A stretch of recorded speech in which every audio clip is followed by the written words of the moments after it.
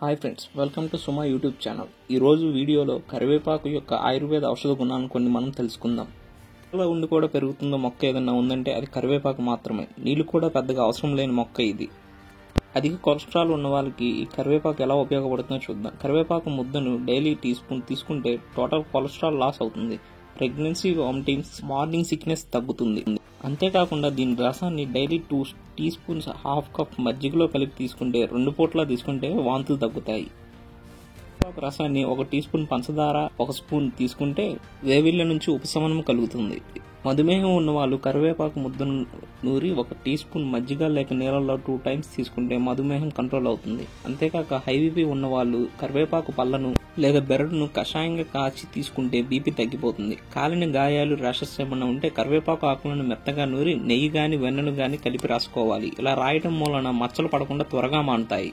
ఎండబెట్టిన కరివేపాకును పసుపు ఈక్వల్ క్వాంటిటీలో తీసుకుని పౌడర్ చేసుకుని వైట్ కాటన్ క్లాత్ లో జల్లించుకుని ఒక గాజు సీసాలో నిల్వ చేసుకుని daily 1 teaspoon at least 15 days చేస్తే ర్యాషెస్ అండ్ లూజ్ మోషన్స్ తగ్గుతాయి.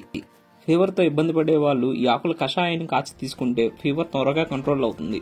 ఈ లూజ్ మోషన్స్ ఉన్న వాళ్ళు కరివేపాకును ముద్దగా నూరి 1 లేదా 2 టీ స్పూన్స్ హాఫ్ కప్ మజ్జిగలో కలిపి 2 to 3 టైమ్స్ తీసుకుంటే తగ్గుతాయి. కరివేపాకు పొడిని తేనెలో కలిపి తీసుకుంటే బ్లడ్ మోషన్స్ కంట్రోల్ అవుతాయి.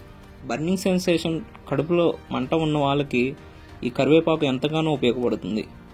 బ్రీతింగ్ ప్రాబ్లమ్స్ ఉన్న వాళ్ళకి కరివేపాకు, మిరియాలు, ఉప్పు, ఉల్లిపాయలు రోటి పచ్చళ్ళలా చేసుకుని రోజు తింటే త్వరగా బ్రీతింగ్ ప్రాబ్లమ్స్ నుంచి కంట్రోల్ అవుతుంది.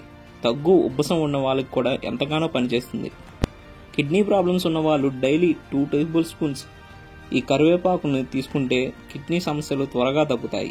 ప్రాబ్లమ్స్ ఉన్న వాళ్ళు వేపాకును కరివేపాకు కలిపి మిక్స్ చేసి డైలీ 2 టైమ్స్ 1 టీ స్పూన్ మజ్జిగలో కలిపి తీసుకుంటే మంచిది. కరివేపాకును ముద్దగా నూరి 1.5 రెట్లు కొబ్బరి నూనెతో కలిపి చిన్న మంట మీద మరిగించి వడపోసుకుని నిల్వ చేసుకోవాలి. దీన్ని డైలీ యూజ్ చేస్తే జుట్టు నల్లగా మారుతుంది.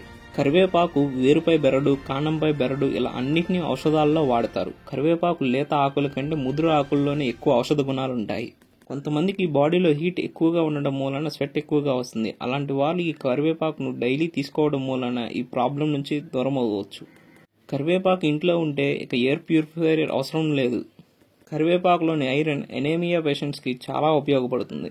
జీర్ణంతో బాధపడే వారికి, తరచూ విష జ్వరాలు, మలబద్ధకం, ఫ్లూ వంటి సమస్యలతో బాధపడే వారికి ఈ కరివేపాకు ఒక దివ్య ఔషధం అని చెప్పుకోవాలి. Thank you for watching friends. ఇలాంటి వీడియోస్ కోసం మా ఛానల్ని సబ్స్క్రైబ్ చేసుకోండి.